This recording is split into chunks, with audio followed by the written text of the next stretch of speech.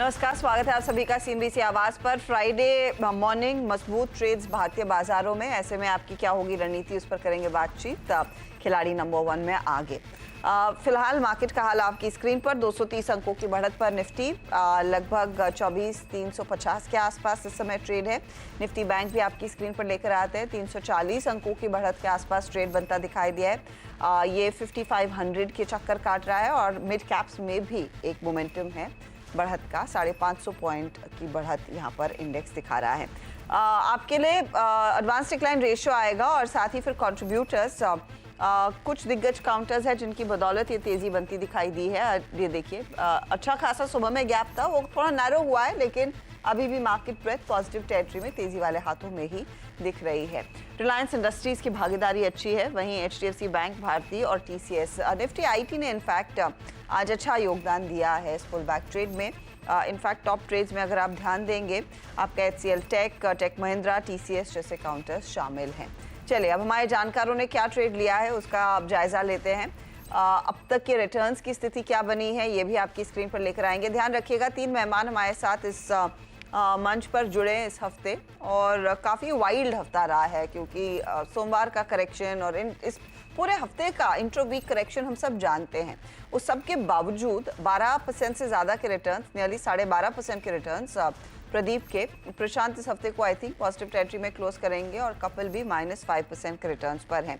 पहले तो आज के इस पुल बैक पर कितना भरोसा किया जाए, कितना कॉन्फिडेंस है, प्रदीप बताइए। जी, गुड मॉर्निंग एवरीवन।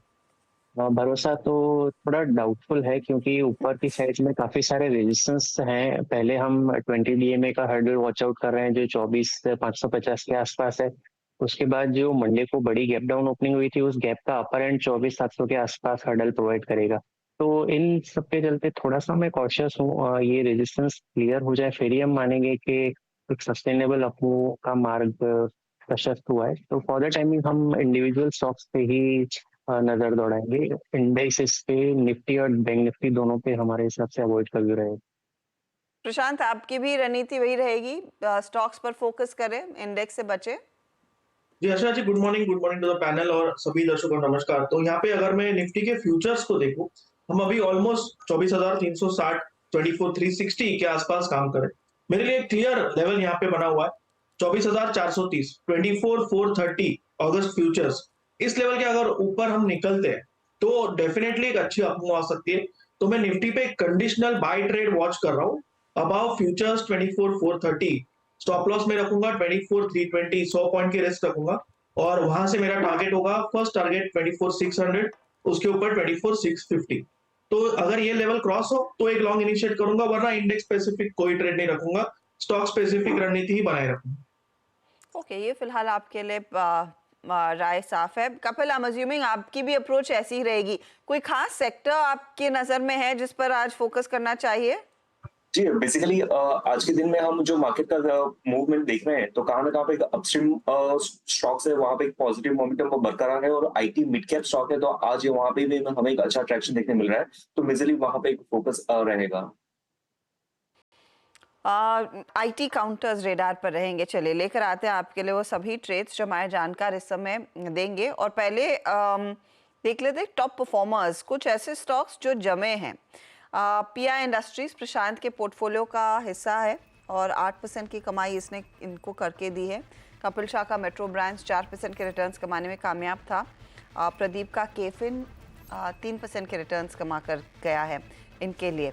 पहले तो प्रदीप का पोर्टफोलियो लेकर आइए, because I want to know if he is got KFin और नॉट। बुक कर लिया आपने 910 के आसपास। आपको लग रहा है कि अपॉर्चुनिटी मिस हो गई? 990 आ चुका है प्रदीप की पर्टिकुलर काउंटर। एक्चुअली लगता है कि अभी थोड़ा जल्दी बुक कर लिया, पर ठीक है। गेम का शो का फॉर्मेट ऐसा है कि हमको 2-3 दिन का ही हॉराइजन होता है और उसमें से फिर चर्निंग करके दूसरे स्टॉक में जाना होता है। तो पर मेरे को पॉजिटिव रिटर्न देके गया तो आई एम हैप्पी। तो अगर दर्शक जो आपको फॉलो कर रहे हैं उनके लिए सलाह क्या होगी? शॉर्ट टर्म में तो काफी एक्सटेंड हो गया है। अब वो मेरे एक्सपेक्टेशन थे कि फॉर्मेशन था, उस हिसाब से बड़ी अप आनी चाहिए, पर वो ऑलरेडी मतलब एक्सपेक्टेशन के हिसाब से उससे ज्यादा ही आ गई है। तो ट्रेडर्स को तो बुक कर लेना चाहिए था।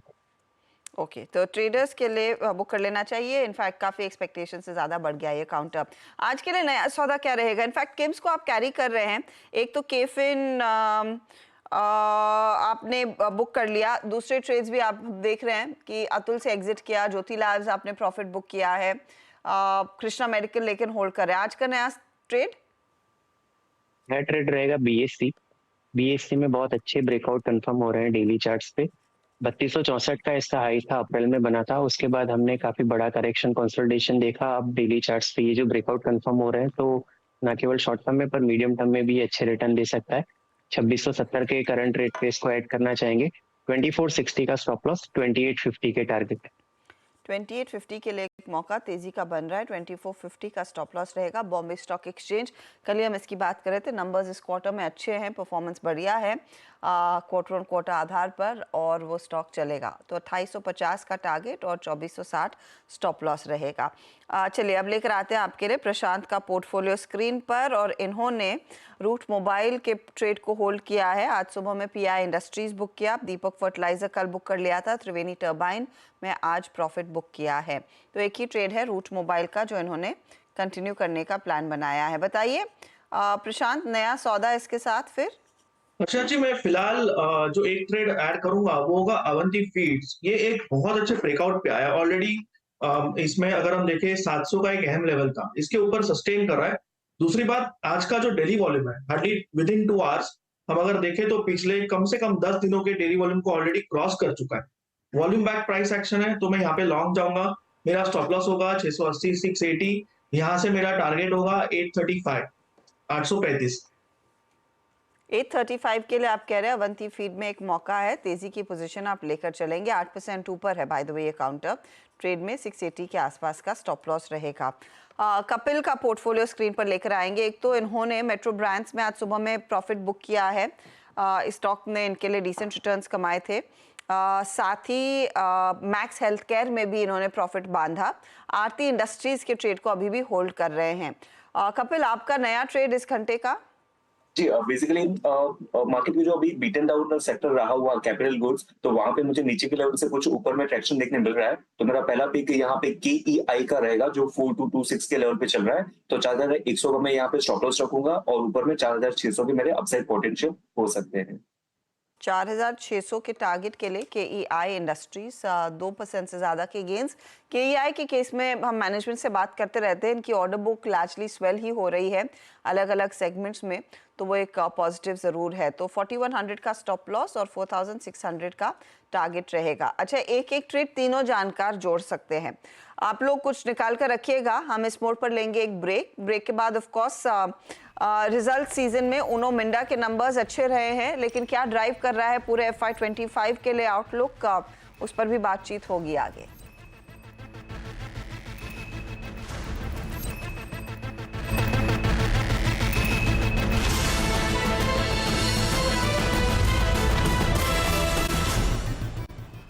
आप देख रहे हैं CNBC आवाज़।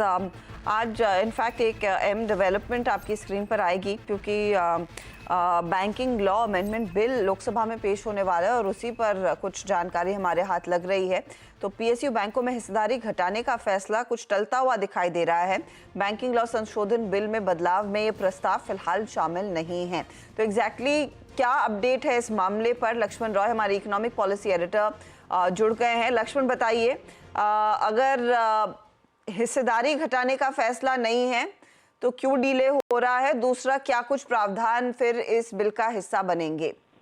देखिए, दरअसल जो अब तक संकेत मिल रहे थे कि सरकार विनिवेश के रास्ते पे थोड़ा सा धीमा रहना चाहती है, वो अब थोड़े से आधिकारिक होते दिख रहे हैं। क्योंकि आपको याद होगा कि वित्त मंत्री ने 2021 के बजट में कहा था कि हम 2 सरकारी बैंकों का निजीकरण करेंगे, और उसी टाइम उन्होंने कहा था कि बैंकिंग लॉ अमेंडमेंट बिल लाया जाएगा। अब बैंकिंग लॉ अमेंडमेंट बिल तो आ गया, आज लोकसभा में इसे पेश किया जाएगा। इसके बिजनेस लिस्ट में शामिल कर लिया गया है। हालांकि अमेंडमेंट बिल की कॉपी अभी सार्वजनिक नहीं है, लेकिन मेरे पास जो एक्सक्लूसिव बिल की कॉपी मिली है उसके मुताबिक सबसे बड़ी बात यह है कि अमेंडमेंट तो कर रहा है, लेकिन सरकारी बैंकों में हिस्सेदारी घटाने वाला जो प्रावधान था उस प्रावधान में कोई बदलाव नहीं कर रहे हैं। इसका मतलब सीधा सा ये हुआ कि सरकारी बैंकों में फिलहाल हिस्सेदारी नहीं घटेगी। और आपको यहाँ जानकारी के लिए बता दूं कि सरकारी हिस्सेदारी घटाने वाला जो प्रावधान था वो banking companies acquisition and transfer of undertaking act 1970 और 1980 इसके सेक्शन 2 में लिखा हुआ था कि सरकार की हिस्सेदारी सरकारी बैंकों में 51% से कम नहीं होगी। इसी एक्ट के सेक्शन 2 में बदलाव किया जाना था, लेकिन इस एक्ट में तो बदलाव किया जा रहा है, लेकिन इस सेक्शन में कोई भी बदलाव प्रस्तावित नहीं है, जो जाहिर तौर पर दर्शाता है कि सरकार सरकारी बैंकों फिलहाल हिस्सेदारी घटाने के मूड में नहीं है। यानी 2 जो सरकारी बैंकों का निजीकरण करने का प्रस्ताव था वो फिलहाल ठंडे बस्ते में जाता दिख रहा है। अब आप पूछेंगे होगा क्या? उसमें एक आम लोगों के लिए बेहतर बात ये होगी कि आप बैंक अकाउंट खुलवाने जाती हैं तो 1 नॉमिनी देती हैं, अभी 4 नॉमिनी का नाम दे सकते हैं। 5 लाख रुपए से लेकर बढ़ा करके 2 लाख रुपए जो है सो वो सीमा की जा रही है। इक्विटी शेयर का जो डायरेक्टर होते हैं जिनका सब्सटेंशियल इंटरेस्ट होता है उनकी सीमा को बढ़ा करके, इसी तरह से शुक्रवार हर दूसरे चौथे शुक्रवार को रिपोर्टिंग टाइम थी उसको बढ़ा करके हर 15 और 30 तारीख को किया जा रहा है। तो इस तरह कुछ बदलाव किया जा रहा है। कोऑपरेटिव बैंक को लेकर बदलाव किया जा रहा है, बाकी इससे रिफॉर्म किया जा रहा है, लेकिन हिस्सेदारी घटाने वाला जो है प्रस्ताव वो लगता है सरकार अभी छोड़ना चाहती है। लक्ष्मण, मैं वही क्विकली आपसे पूछना चाहूंगी, आज वैसे भी कैबिनेट बैठक है, उसमें कोई खास एजेंडा में चीज जिस पर नजरें होनी चाहिए? नहीं, आज शाम में कैबिनेट की बैठक है 6:30 बजे और सीसीए की भी बैठक है। तो आमतौर पर जो शाम में बैठक होती है थोड़ा सा देर से कैबिनेट एजेंडा सर्कुलेट होता है। जो संकेत मिल रहा है इंफ्रास्ट्रक्चर सेक्टर को लेकर के कुछ फिर से घोषणा होती हुई दिख सकती है। कोई बिल या कोई बड़ा वैसे नीतिगत फैसला हो इसकी संभावना फिलहाल तो नहीं दिख रही है, लेकिन एजेंडा आने और कैबिनेट की बैठक होने तक इंतजार करना पड़ेगा। ओके, शुक्रिया लक्ष्मण इस अपडेट के लिए। तो ये फिलहाल आपके लिए जानकारी लक्ष्मण रॉय देते हुए। चलिए फटाफट से अब उनो मिंडा के मैनेजमेंट से बात करते हैं। पहली तिमाही के नतीजे आ चुके हैं, परफॉर्मेंस अच्छा है, एबिटा में 23% का इजाफा, मुनाफे में 15% तक की ग्रोथ, लेकिन मार्जिन थोड़े से सपाट रहे हैं। कंपनी के सीएफओ और सीईओ सुनील बोरा हमारे साथ है। बोरा साहब, वो मार्जिन पिक्चर पर ही मैं आपसे कुछ राय मांगना चाहूंगी। ऑपरेशनली अगर मजबूती है, ऐसा क्या हुआ कि मार्जिन नहीं बढ़े हैं इस क्वार्टर में? जी हर्षदा जी, मार्जिन जो हमारे इस क्वार्टर के हैं वो इन लाइन विद एक्सपेक्टेशन है। हम जो मार्जिन की गाइडेंस भी देते हैं वो पूरे वर्ष के देते हैं, बिकॉज जैसा आपने देखा होगा कि क्वार्टर ऑन क्वार्टर काफ़ी वॉलेटिलिटी रहती है रेवेन्यूज़ में या परफॉर्मेंस में या कॉन्ट्रैक्ट अग्रीमेंट सेटलमेंट्स में।